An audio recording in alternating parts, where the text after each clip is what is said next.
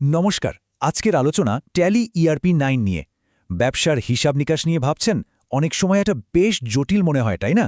চলুন দেখি ট্যালি কিভাবে এই পুরো ব্যাপারটাকে একদম সহজ করে দিতে পারে। ব্যবসা চালাতে গেলে একটা বড় চ্যালেঞ্জ হলো প্রতিদিনের হিসেব রাখা।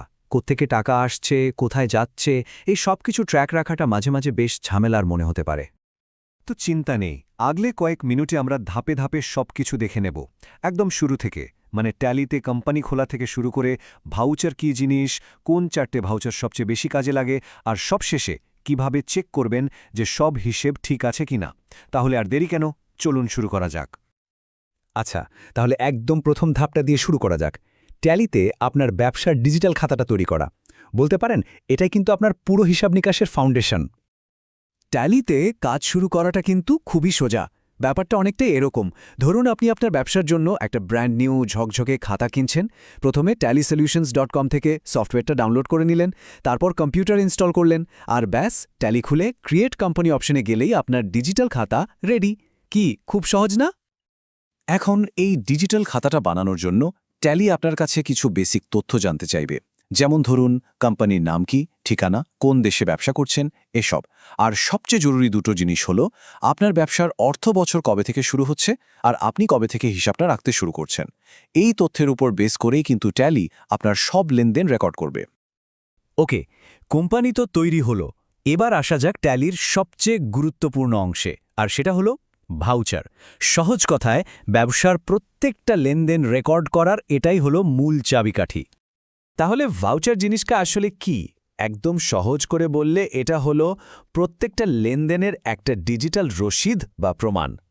ভাবুন তো, আপনার ব্যবসার খাতায় যেমন এক একটা এন্ট্রি করেন, ট্যালিতে প্রত্যেকটা ভাউচার ঠিক সেই কাজটাই করে। এর মাধ্যমেই আপনি ট্যালিকে বলে দেন যে আপনার ব্যবসায় ঠিক কী আর্থিক ঘটনা ঘটল। ট্যালিতে কিন্তু অনেক রকমের ভাউচার আছে, তবে ঘাবড়ানোর কিছু নেই। প্রতিদিনের ব্যবসার জন্য মূলত 4টে ভাউচার জানলেই কাজ চলে যায়। চলুন এই 4টে মাস্টার ভাউচার নিয়েই আমরা এখন কথা বলবো। সবচেয়ে বেশি যে দুটো ভাউচার ব্যবহার হয় সেগুলো হলো রিসিপ্ট আর পেমেন্ট। ব্যাপারটা একদম সোজা। একদিকে আছে রিসিপ্ট ভাউচার, যার শর্টকাট হলো F6। যখনই ব্যবসায় কোনোভাবে টাকা আসে, সেটা বিক্রির টাকা হোক বা সুদ থেকে আয় বা কেউ ব্যবসায় মূলধন দিল, তখনই এন্ট্রি হবে রিসিপ্ট ভাউচারে। আর ঠিক তার উল্টোটা হলো পেমেন্ট ভাউচার বা F5। যখনই ব্যবসা থেকে টাকা বেরিয়ে যায়, মানে ধরুন কর্মীদের বেতন, অফিসের ভাড়া বা কিছু কিনলেন, তখন ব্যবহার হবে পেমেন্ট ভাউচার। সোজা কথায়, টাকা এলে রিসিপ্ট, টাকা গেলে পেমেন্ট। এরপর আসছে কন্ট্রা ভাউচার, শর্টকাট F4। এটার ব্যবহার কিন্তু খুব স্পেসিফিক, এটা মাথায় রাখতে হবে। এটা শুধু আর শুধুমাত্র আপনার নিজের ক্যাশ আর ব্যাঙ্ক অ্যাকাউন্টের মধ্যেকার লেনদেনের জন্য।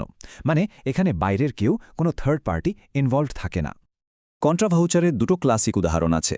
এক, আপনি অফিসের ক্যাশ বাক্স থেকে টাকা নিয়ে কোম্পানির ব্যাঙ্ক অ্যাকাউন্টে জমা দিলেন। 2, অফিসের ছোটখাটো খরচের জন্য ব্যাঙ্ক থেকে ক্যাশ টাকা তুলে আনলেন। খেয়াল করে দেখুন, দুটো ক্ষেত্রেই টাকা কিন্তু আপনারই, জাস্ট এক পকেট থেকে আরেক পকেটে যাচ্ছে, ক্যাশ থেকে ব্যাঙ্কে বা ব্যাঙ্ক থেকে ক্যাশে। ইসিলিয়ে এটা কন্ট্রা ভাউচার। আর আমাদের 4 নম্বর প্রধান ভাউচার হলো জার্নাল ভাউচার বা F7। এটা হলো সেই সব লেনদেনের জন্য যেখানে সরাসরি ক্যাশ বা ব্যাংকের কোনো আদান প্রদান হয় না। যেমন ধরুন আপনি ধারে কোনো অ্যাসেট কিনলেন, মানে একটা কম্পিউটার কিনলেন, কিন্তু টাকাটা পরে দেবেন, বা হয়তো আগের কোনো হিসাবে ভুল হয়েছিল, সেটাকে ঠিক করতে হবে। এই ধরনের অ্যাডজাস্টমেন্ট এন্ট্রির জন্য জার্নাল ভাউচার ব্যবহার করা হয়। আচ্ছা, আমরা তো লেনদেন রেকর্ড করা শিখে গেলাম, কিন্তু শুধু এন্ট্রি করলেই তো হবে না, তাই না? আসল প্রশ্নটা হলো যে এন্ট্রিগুলো করা হলো, সেগুলো কি সব ঠিকঠাক আছে? হিসাবে কোনো গড়বড় হয়ে গেল না তো? এই প্রশ্নের উত্তর দেওয়ার জন্যই ট্যালিতে একটা দারুণ জিনিস আছে। আর সেই দারুণ জিনিসটার নাম হলো ট্রায়াল ব্যালেন্স। এটা আসলে কি? এটা হলো আপনার সমস্ত অ্যাকাউন্টের একটা সামারি বা সারাংশ।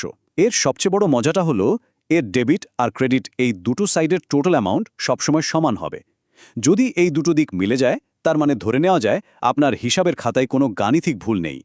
এটাই কিন্তু অ্যাকাউন্টিংয়ের গোল্ডেন রুল। তাহলে পুরো ব্যাপারটা একবার গুছিয়ে নেওয়া যাক। একটা জিনিস মাথায় রাখা খুব জরুরি, আপনার ব্যবসার ডেটা, সেটাই কিন্তু আপনার আসল শক্তি।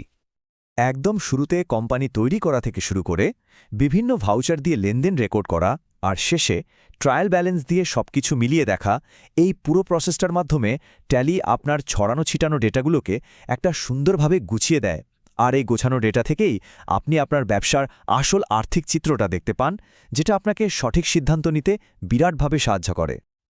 তাহলে শেষ কথা এটাই, যখন আপনার ব্যবসার প্রতিটা টাকার হিসাব একদম পরিষ্কার থাকে তখন আপনি অনেক বেশি আত্মবিশ্বাসের সাথে যে কোনো প্ল্যান করতে পারেন।